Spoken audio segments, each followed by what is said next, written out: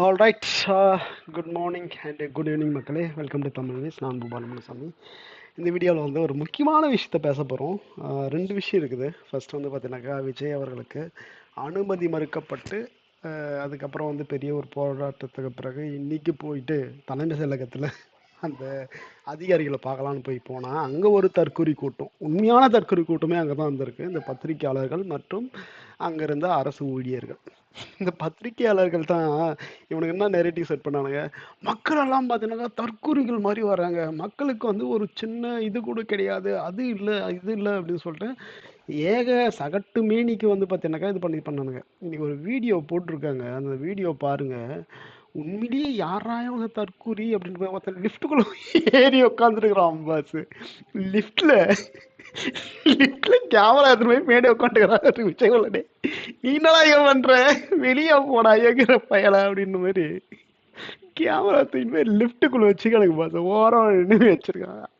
அவரு தான் உன்ன ஒரு ஒரு ஒரு இது கூட மதிக்க மாட்டார்ல. உங்க மீடியாவோட கேவலமான நடைமுறைகள், நீங்க எப்படி ஒத்து ஊதுறீங்க, திமுகவுக்கு எப்படி சொம்படிக்கிறீங்க, இதெல்லாம் பார்த்து தானே உங்ககிட்ட பேசுறதுக்கு அவருக்கு சுத்தமா விருப்பமே படலை. ஆமா தானே? நீங்க அப்படி தானே பண்ணிட்டு இருக்கீங்க. எலெக்ஷன் ஸ்டார்ட் பண்ணதுலேருந்து, ஏன் திமுக அரசு ஆட்சி பீடத்தில் வந்து உட்கார்ந்ததுல இருந்து நீங்க கோடி மீடியா, நாட்டில் எப்படி கோடி மீடியா இருக்கோ அது போல் தானே இருக்கீங்க நீங்க. அப்புறம் தான் அதுக்கு தானே உங்களை மதிக்க மாட்டாரு, ஒரு பொருட்டை கூட மதிக்க மாட்டார். அப்படியே பேடி பேடி வெக்கமே இல்லாமல் ஓடுறீங்க. லிஃப்ட்டுக்குள்ள இருந்து ஒருத்தன் பண்ணாம எனக்கு செம்ம காமெடி ஆச்சு பாஸ். அந்த வீடியோ தான் இங்கே இருக்கு பாருங்க. இந்த வீடியோ தான், அந்த வீடியோ உங்களுக்கு தெரியும்னு நினைக்கிறேன். ஆக்சுவலாக தெரியல அப்படின்னாக்கா லெட் மீ see it. இந்த எடிட்டரில் போயிட்டு பார்க்கலாம். Okay, I believe you guys are seeing that right. இந்த வீடியோ தான் அந்த வீடியோ. ஒரு பத்திரிகையாளர்களுக்கு அந்த அறிவு அப்படின்னு சொல்ல ஒன்று இருக்கா? இத்தனைக்கும் தலைமை செயலகம், அதுனா பப்ளிக் ஏரியாவா அது? ஒரு தலைமை செயலகத்தில் எப்படி வந்து நடந்துக்கணும் அப்படின்ற ஒரு சின்ன பேசிக் அறிவு கூட இல்லாமல் கேமராவை தூக்கிட்டு போட்டு எவ்வளோ, இதில் வந்து ஒருத்தர் காயம் வேற போல இருக்குங்க, ஒரு எஸ்ஐக்கு ஏதோ காயம் ஏற்பட்டுள்ளது அப்படின்னு சொல்லிட்டு பண்ணுறாங்க. ஒரு மனுஷனை அதை பின்னாடி இருந்து தள்ளி வர்றது, தள்ளி விட்டு பாரு குடி போதில் உள்ள வந்தாருங்க. அதான் நக்கீரன் ஒருத்தர் இருப்பான் பார்த்தியா, மீசை பெருசாக வச்சுக்கிட்டு 100 ரூபா கொடுத்தா 150 ரூபாய்க்கு நடிக்கிறவன். அவன் வந்து சொல்லியிருந்தான் போன தடவை, வாசம் வந்து அந்த அளவுக்கு அடிச்சுது, அப்படியே தூரந்து அடிச்சுது.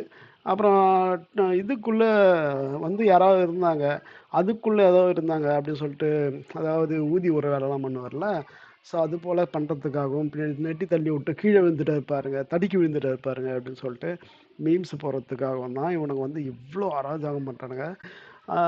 நான் பார்த்துட்டேன், நீங்கள் பார்த்துருக்கீங்களா இல்லையா? ஸோ இந்த வீடியோ தான் அது. எவ்வளோ அராஜகம் பாஸு.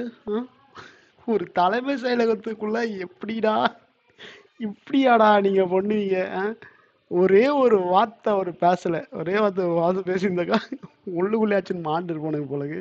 இதுல ஒருத்தன் லிஃப்ட்டுக்குள்ள இருந்தான் பாஸ். அந்த வீடியோ தான் நான் தேடிட்டு இருக்கேன். லிஃப்ட்டுக்குள்ள ஏறி போயிட்டாரு. லிஃப்ட்டுக்குள்ள இருந்து வந்து கை காட்டுறான். ஓகே, ஃபர்ஸ்ட் இந்த விஷயத்த முடிச்சிடலாமே.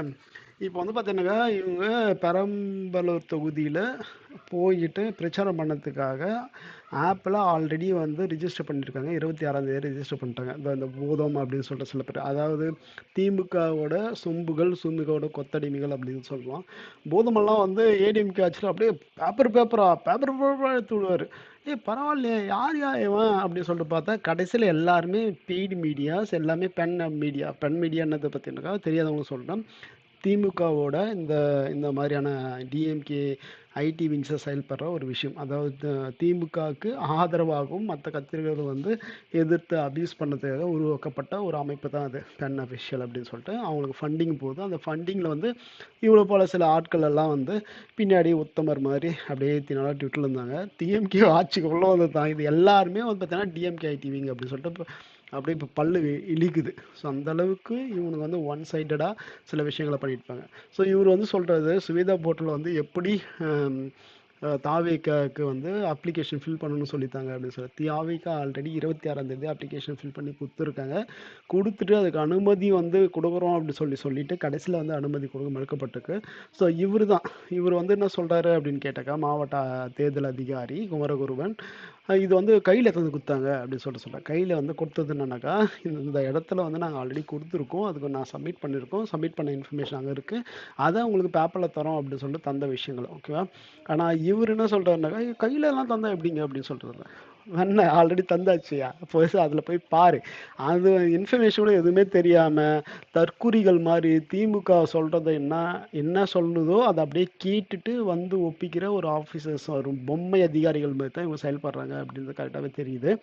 ஸோ இதுக்கு இவங்கெல்லாம் வந்து படிப்பில் பின்தங்கிய மாணவர்களுக்கு தனியாக சிறப்பு வகை, அதுக்கு பதிலாக இது போல் திமுகவில் 200 ரூபா வாங்கிக்கிட்டு அபியூஸ் பண்ணுற இந்த டிஎம்கே ஐடி இவங்களுக்கு வந்து எப்படி சோஷியல் மீடியாவில் எப்படி பேசணும், எப்படி பழகணும், எப்படி மரியாதையாக இது பண்ணணும், எப்படி ஃபேக்டை பேசணும், எப்படி அவதூறு பரப்பாமல் நடந்துக்குது அப்படின்னு சொல்லிட்டு கற்றுக் கொடுத்தா கொஞ்சம் நல்லா இருக்கும் ஐயா. இந்த நெக்ஸ்ட் வந்து ஏதாச்சும் ஒரு ஆட்சி வந்துச்சுனாக்கா இவனெல்லாம் பிடிச்சிட்டு போயிட்டு ஒரு 6 மாதம் வந்து ட்ரைனிங் கொடுங்க, எப்படி சோஷியல் மீடியாவை ஹேண்டில் பண்ணணும், உண்மையை எப்படி பேசணும் அப்படின்ற ட்ரைனிங் கொடுத்தா மட்டும் போதும். இது போல் ஆட்களுக்காக இதுதான் இவங்கெல்லாம் நல்லா தான் இருக்கானுங்க. எதுக்கு இது போல் வந்து அவதூறு படைப்பு தெரியான்னு தெரில. இதுக்கு தான் நேற்று ஒரு மீம்ஸ் ஒன்று பார்த்துருந்தேன். மீம்ஸ் இல்லை, இதுக்கு பின்னாடி ஒரு கமெண்ட் போட்டிருந்தாங்க. அந்த கமெண்ட் இருக்கா இல்லையான்னு தெரில. அது நல்லா இருந்தது. என்ன சொல்லியிருந்தாங்கன்னாக்கா, இந்த போர்ட்டலில் வந்து முக ஸ்டாலின் இல்லை, உதயநிதி ஸ்டாலின் கூட ஒரே ஒரு அப்ளிகேஷன் மட்டும் ஃபில் பண்ண சொல்லிடுறான், நான் வந்து டிஎம்கேக்கு ஓட்டு போட்டுறேன் அப்படின்னு சொல்லிட்டு ஒரு மீம்ஸ் போட்டிருந்தாங்க. அந்த மீம்ஸ் எங்கே இருக்குன்னு தேடிட்டுங்க, ரொம்ப நல்லா இருந்தது. ஸோ இதுதான் அந்த அப்ளிகேஷன் ஆல்ரெடி கொடுத்துட்ருக்காங்க. 26ஆம் தேதியே வந்து அப்ளிகேஷன் வந்து கொடுக்கப்பட்டிருக்கு. அதோட நம்பர்ஸும் கொடுக்கப்பட்டிருக்கு. சுவேதா போர்ட்டல் அப்ளிகேஷன்ஸ் நம்பர்ஸ் வந்து 15488 அப்படின்னு சொல்லிட்டு. ஸோ இதெல்லாம் பார்த்து முடிச்சுட்டு இவங்க இஷ்டத்துக்கு வந்து பாதுகாப்பு கொடுக்க முடியாது அப்படின்னு சொல்லிட்டு லாஸ்ட்டில் இந்த ஆர்ஓ கிட்ட இந்த லெட்டர் வாங்கிட்டு வாங்க, அது வாங்கிட்டு வாங்க, இது வாங்கிட்டு வாங்கன்னு சொல்லிட்டு இது போல் ஒரு விஷயங்கள் பண்ணுறாங்க. சரி, ஓகே, விஜய் வந்தாக்கா வெளியே வந்தாக்கா உங்களால் மக்களை கண்ட்ரோல் பண்ண முடியல அப்படின்னு சொல்லிட்டு நேரடியாக ஒத்துங்க.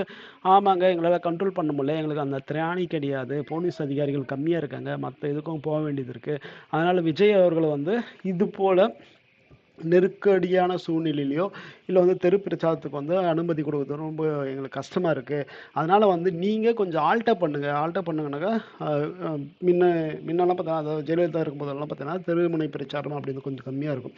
அதுக்கு பதிலாக வெளியே வந்து பெரிய கிரவுண்டாக எடுத்து வெளியே வந்து ஆர்கனைஸ் பண்ணுவாங்க, அங்கே போய் பார்த்துட்டு வருவாங்க. ஓகே. ஸோ அது போல் நீங்கள் சஜஸ்ட் பண்ணலாம்ல. ஆமாங்க, அதை ரிக்வஸ்ட்டாக கொடுங்க. உங்களால் இப்போ இல்லை பண்ணவே முடியாது, விஜய்க்கு வந்து எங்களால் பாதுகாப்பு கொடுக்க முடியாது, விஜயில் வந்து பார்க்கறதுக்கு அவ்வளோ மக்கள் தன்னிச்சையாக வராங்க, இவருனாலும் வந்து ஏடிஎம்கே டிஎம்கேலாம் பார்த்தீங்கன்னாக்கா காசு கொடுத்துட்டு கூப்பிட்டு வராங்க, 200 ரூபா 300 ரூபா. அவங்க வந்தாங்கனாக்கா அங்கங்கே நின்றுட்டு தொலை நின்றுட்டு ஒரு 5 நிமிஷம் 10 நிமிஷம் கழிஞ்சிருவாங்க. ஆனால் விஜய் கூட்டம் அது போல் கிடையாது. விஜய் கூட்டம் வந்து ஃபுல்லாக அவர் இருக்க வெளியே ஃபுல்லாக இருக்காங்க, எங்களால் கண்ட்ரோல் பண்ண முடியலுங்க. அதனால் வந்து தயவு செஞ்சு நீங்கள் ஊருக்கு ஏதாச்சும் ஒரு கிரவுண்ட்லேயோ இல்லை பெரிய இடத்துலையோ நீங்கள் பண்ணுங்க அப்படின்னு சொல்லிட்டு ஒரு அறிக்கை கொடுத்துட்டீங்கன்னாக்கா அதுக்கப்புறம் உங்களை யாரும் நோக்கி கேள்வி கேட்க போகிறதில்ல. விஜயும் வந்து அதுக்கேற்ற மாதிரி அரேஞ்ச்மெண்ட்ஸ் வந்து அவரும் பண்ணிக்க போகிறாரு.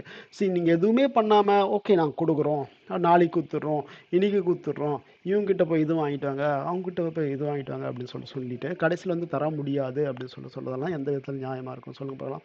சரி, ஓகே, விஜயால் வந்து எங்களுக்கு அனுமதியே கொடுக்க முடியாதுங்க, உங்களுக்கு அப்படி கூட எங்களால் அனுமதி கொடுக்க முடியாது அப்படின்னு சொல்லிட்டுருங்க சொல்லுதாவே வச்சிங்களேன். அப்படி இருக்கும்போது ஒரு நேர்மையான தேர்தல் நடத்துகிற அதிகாரியாக என்ன பண்ணோம், ஒரு கட்சிக்கு அனுமதி, ஒரு கட்சி வந்து நிற்குது, அந்த கட்சிக்கு உங்களால் அனுமதி கொடுக்க முடியல அப்படின்னாக்கா நீங்கள் என்ன பண்ணணுன்னாக்கா எந்த கட்சியும் அனுமதி கொடுக்காதீங்கன்ற நான். இப்போ வெளிநாடுகளெல்லாம் எப்படி நடக்குது, அவன் வந்து தெருவா போய் ஓட்டு கேட்டுக்கிறான், எவனும் அது போல் கேட்கறதுக்கு கிடையாது. விளம்பரம் பண்ணுறாங்கல்ல, அங்கங்கே வந்து ஒரு இடத்துல வந்து ஒரு இடத்துல பெரிய ஸ்டேடியத்தில் வந்து அவங்க வந்து போய் விடுவாங்க, அங்கே போயிட்டு விளம்பரம், அங்கே போயிட்டு நீங்கள் அவங்க என்ன சொல்கிறாங்க அப்படின்னு சொல்லிட்டு கேட்டு வரலாம். இல்லை டிவியில் வந்து டிபேட்டை நடத்துவாங்க, அதாவது இந்த கொத்தடிமைகள் 4 பேர், 2 பேர் பத்திரிக்கையாளர், 2 பேர் அந்த ஆளர், இந்த 2 பேர் வந்து அரசியல் வியாதிகள், அரசியல் விமர்சகர்கள் அப்படின்னு சொல்லிட்டு 4 பேர், இந்த பூலியான ஆட்களெல்லாம் வச்சு பண்ண மாட்டாங்க. உண்மையாக அந்த லீடர்ஸே வந்து நேரடியாக கேட்கணும். இங்கே வந்து எடப்பாடி பழனிசாமியோ இல்லை முக ஸ்டாலினோ இங்கே விஜயோ நேரடியாக நாங்கள் வந்து களத்தில் நிற்கிறோம், நீங்கள் எங்களை நோக்கி கேள்வி கேளுங்க, 10 நிமிஷம் கொடுங்க, அந்த 10 நிமிஷத்தில் வந்து நீங்கள் கேள்வி கேளுங்க, இந்த சமுதாயத்தை பற்றியோ எங்கள் அரசியலை பற்றி கேள்வி கேளுங்க, நாங்கள் சொல்கிறோம் அப்படின்னு சொல்லிட்டு நேரடியாக நின்னாக்கா இந்த மாதிரியான தெருமுனை பிரச்சாரங்கள் தேவையே கிடையாது. ஓகேவா? இந்தியா போல கண்ட்ரியில் வந்து தெருமுனை பிரச்சாரங்கள் தேவை தான் இப்போதைக்கு. ஆனால் உங்களால் வந்து ஈக்குவலைஸ்டாக பண்ண முடியல, ஒரு கட்சியை வந்து உங்களால் வந்து அனுமதியே கொடுக்க முடியல.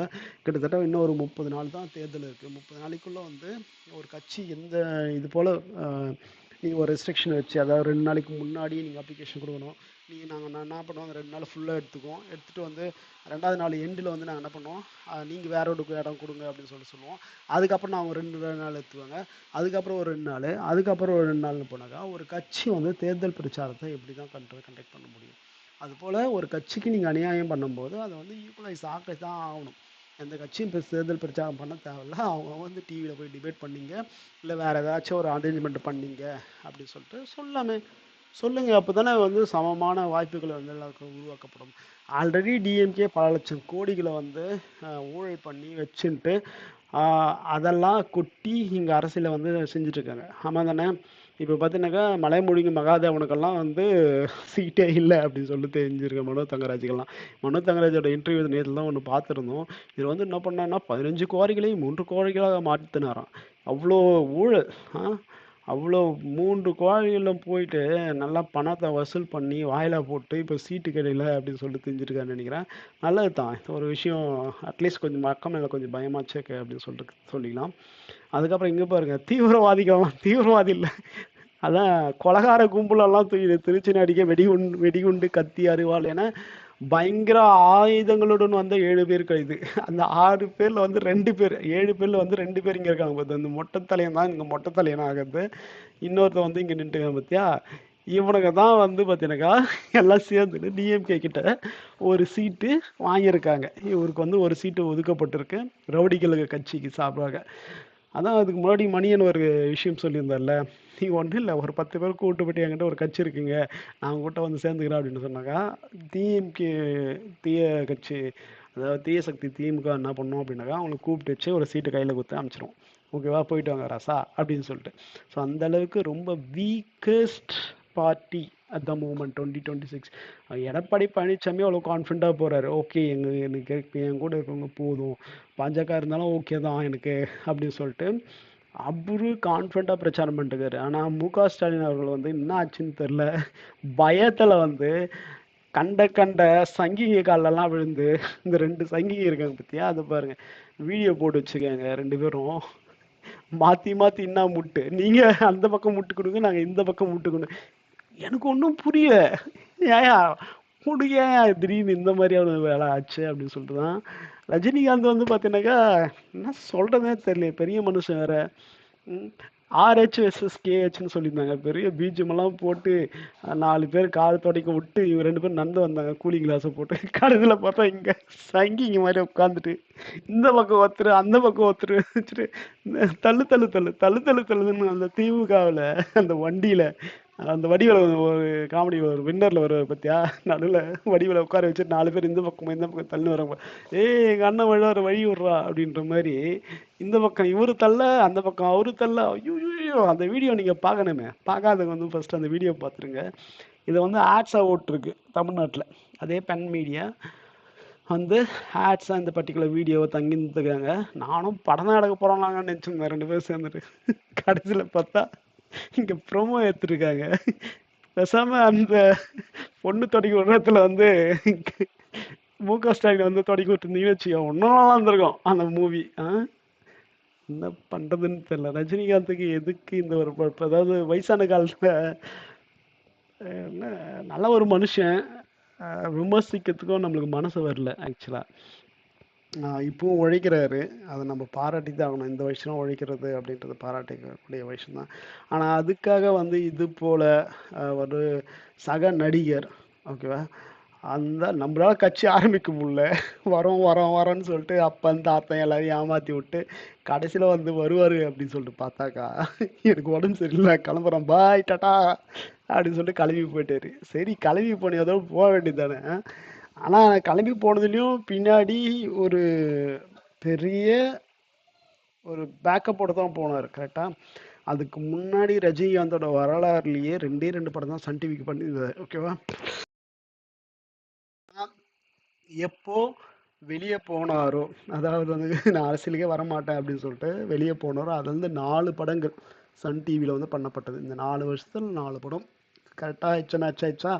ஒரு படத்துக்கு ஒரு 150 கோடி 200 கோடிக்குன்னு வச்சோட கருப்பு பணங்கள் எப்படி வெள்ளையாக மாற்றப்பட்டு அது வந்து ரஜினிகாந்த் கொடுக்கப்பட்டதோ அதே வந்து கண்டினியூ ஆகணும் அப்படின்னு சொல்லி ரெண்டு பேரும் ஒத்து ஊதுறாங்க. ஓகே, நான் ஒரு பக்கம் ஊதுறேன், எனக்கு ஒரு 4 படம், நீ ஒரு பக்கம் வச்சு உனக்கு ஒரு 4 படம் அப்படின்னு சொல்லிட்டு ரெண்டு பேரும் ஊதுற ஊதுல திமுக வந்து பல்னா மாறி வெடிச்சிரும் போல இருக்கு. அந்த அளவுக்கு தான் இருக்கு. என்னப்பா ரஜினிகாந்த் இப்படி பண்றீங்களே அப்படின்னு தான் சொல்ல தோணுச்சு நம்மளுக்கு பார்க்கும் போது. அதுக்கப்புறம் வந்து ரஜினிகாந்த் அவர்கள் அந்த பேச்செல்லாம் நீங்க கேட்டு வாங்க. அப்பா அப்பா, என்னால முடியல. என்னயா இப்படி பேசுறீங்க அப்படின்னு சொல்லிட்டேன். அதாவது வசீகரமான ஒரு புன்னகை இருக்கு பாத்தீங்களா?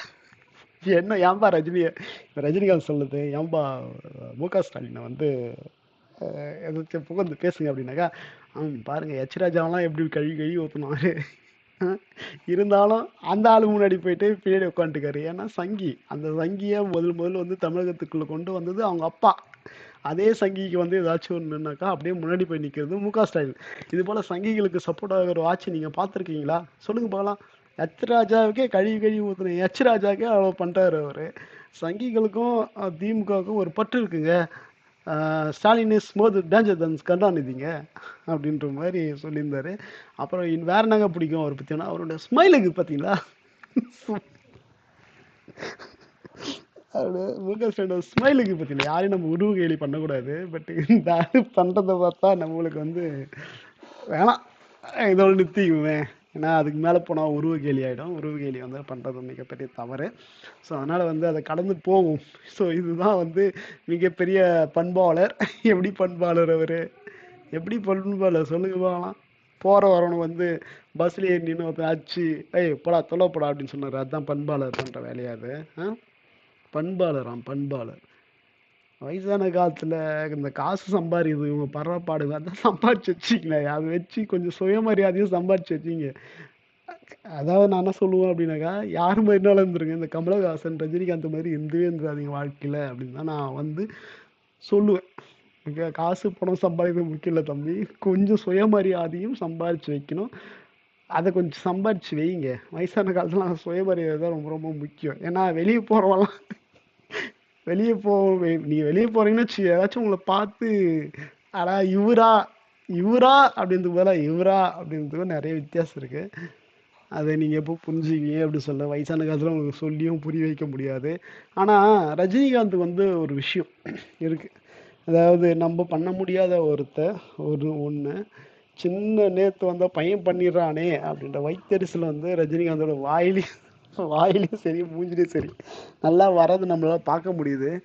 அதாவது விஜயகாந்துக்கு அதாவது விஜய்க்கு எதிராக ஏதாச்சும் ஒரு சின்ன விஷயம் கிடைச்சாலும் அதை ஊதி பெருசாக்கணும் அப்படின்ற ஒரு இன்டென்ஷன் அவர்கிட்ட இருக்கு. ஃபர்ஸ்ட்ல நான் என்ன நினைச்சேன்னாக்கா, அவர் சும்மா அக்கறையில் தான் போடுறாரு சில விஷயங்களை அப்படின்னு சொல்லிட்டு நினைச்சேன். ஃபார் எக்ஸாம்பிள் கரூர் விஷயம் பார்க்க, கரூர் விஷயம் வந்து ஒரு நடக்கக்கூடாத ஒரு விஷயம் தான். கரெக்டா?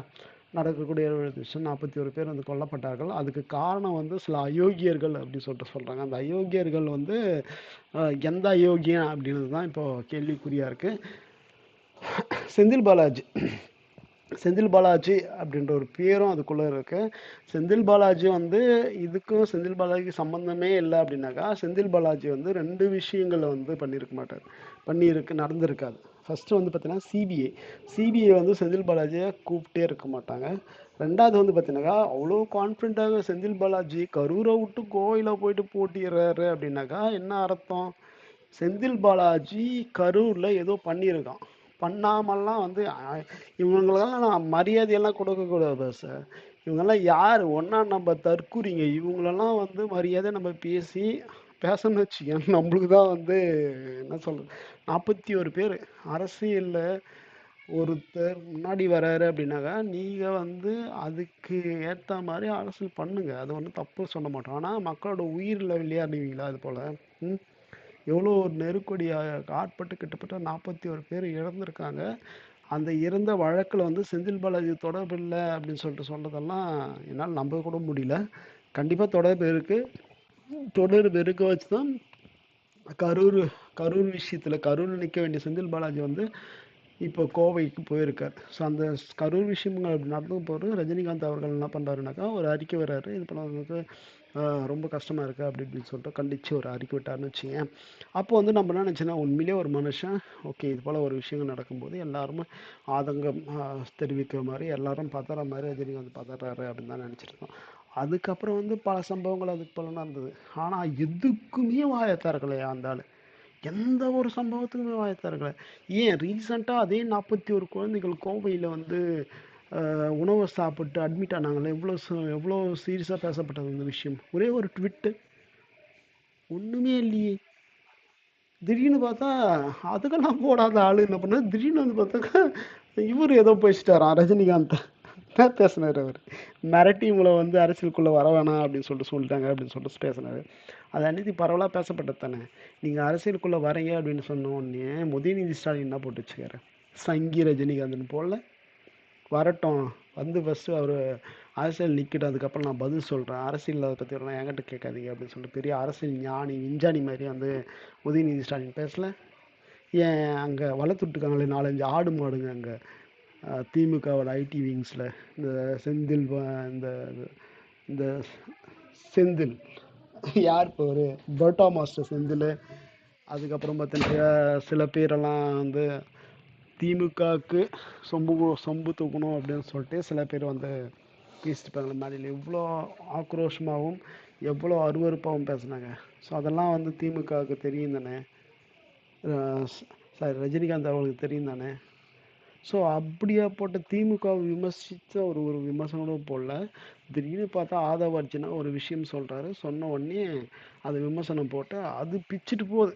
அந்த கமெண்ட்டில் போனவொன்னே பார்த்தோன்னா கழுவி ஊற்றுறான் ரஜினிகாந்தை. ஏன்யா இவ்வளோ விஷயங்கள் நடந்தது இந்த ஆட்சியில், இதை பற்றி எந்த வார்த்தையுமே சொல்லாமல் அவர் என்ன சொல்லிட்டாரு, நீங்கள் அரசியலுக்கு வரணும், அரசியலில் வந்து கிட்டத்தட்ட ஒரு இப்போ 18% நீங்கள் ஓட்டு வங்கி வச்சுருந்தீங்க, நாங்கள் அதை வந்து மானிட்டர் பண்ணியிருந்தோம். ஆனால் நீங்கள் அரசியல் வராமல் பண்ணதுக்கு முக்கியமான காரணம் வந்து மு க ஸ்டாலின். அவர் வந்திருந்தாக்கா நீங்கள் வந்திருந்தாக்கா அவர் வந்து அரசியலில் நிலைக்க முடியாது அப்படின்னு சொல்லிட்டு உங்களை மிரட்டி அங்கே வர வேணாம்னு சொல்லிட்டாங்க அப்படி தானே சொல்லியிருந்தாரு. அதுதானே எங்கள் எல்லாரோட விமர்சனமாகவும் இருந்தது. ரஜினிகாந்த் வர வேண்டிய ஆள் தானே, ரஜினிகாந்த் எதுக்காக வரல அப்படின்னு சொன்னால் எல்லாமே நினச்சிட்டு இருந்தோம். அப்போல்லாம் குரல் கொடுக்குற ரஜினிகாந்த் வந்து என்ன பண்ணாருன்னா அந்த அவர்ஜினா விஷயத்தை குரல் கொடுத்தாரு. அப்போயும் நைட்டாக எனக்கு டவுட்டாக இருந்தது, ஓகே இவர் விஜய் அந்த பக்கம் இருக்கிறாரு, விஜயை டார்கெட் பண்ணணும் அப்படின்னு சொல்லிட்டு தான் இவர் இயங்குறாரோ அப்படின்ற ஒரு டவுட் வந்து அப்போ இருந்தது. ஆனால் இப்போது இந்த பர்டிகுலர் வீடியோவை பார்த்தோன்னே அந்த டவுட் வந்து சுத்தமாக இல்லாமல் போயிடுச்சு. கண்டிப்பாக இவங்க வந்து ஆர்கனைஸ்டாக தான் ஒர்க் பண்ணிட்டுருக்காங்க. ரஜினிகாந்த், கமலஹாசன், அது போல் வந்து அந்த ரிட்டையர் ஆன நடிகர்களை வச்சுட்டு எப்படியாச்சும் விஜய் வந்து டேக்கிள் பண்ணலாம் அப்படின்னு சொல்லிட்டு இங்கே பென் அஃபிஷியல்ஸ் எல்லாம் வந்து முடிவு பண்ணி இது போல் ஒரு ஷூட்டிங் விஷயங்களை பண்ணிட்டு இருக்காங்க. இவங்கெல்லாம் வந்து பார்த்தீங்கன்னா சும்மா ஃப்ரீயாக பண்ணிட்டு போகிற ஆளுங்கள் கிடையாது. ரஜினிகாந்தும் சரி கமலஹாசனும் சரி, வாங்க உங்களுக்கு ஃப்ரீயாக 4 ப்ரொமோஷன் பண்ணுறேன் அப்படின்னு சொல்லிட்டு பண்ணுற ஆட்கள் கிடையாது. நான் உங்களுக்கு ப்ரொமோஷன் பண்ணுறேன், எனக்கு 200 கோடி ரூபாய் வருஷத்தில் 4 சினிமா தாங்க, இல்லை 4 படங்கள் தாங்க அப்படின்ற மாதிரி கேட்டு டீலிங்கோட சில விஷயங்களை செய்யக்கூடிய ஆட்கள் தான் இவங்கெல்லாம். ஓகேவா. ஸோ அதுதான் இப்போவும் செய்ய ஆரம்பிச்சிட்டாங்க. ஸோ அரசியலை வந்து இவங்க சினிமாக்காகவும் தன்னுடைய சுயநலத்துக்காகவும் பயன்படுத்திக்கிறாங்க. இவங்களெல்லாம் தாண்டி விஜய் வந்து களத்தில் நிற்கிறாரு, விஜய் வந்து போட்டியிடுறாரு அப்படின்றதே மிகப்பெரிய ஒரு விஷயம். விஜய் வந்து தனியாளாக நின்று இத்தனை கொள்ள நரிகள் ரஜினிகாந்த், கமல், அங்கே திருமாவளவன், அதுக்கப்புறம் வந்து சிபிஎம், சிபிஐ, அப்புறம் இந்த ஜாதி கட்சிங்க, ஸோ இது போல் ரவுடி பசங்க, இவங்களெல்லாம் மீறி ரஜினிகாந்த் களத்தில் நிற்கிறது வெல்கிறார் அப்படின்றத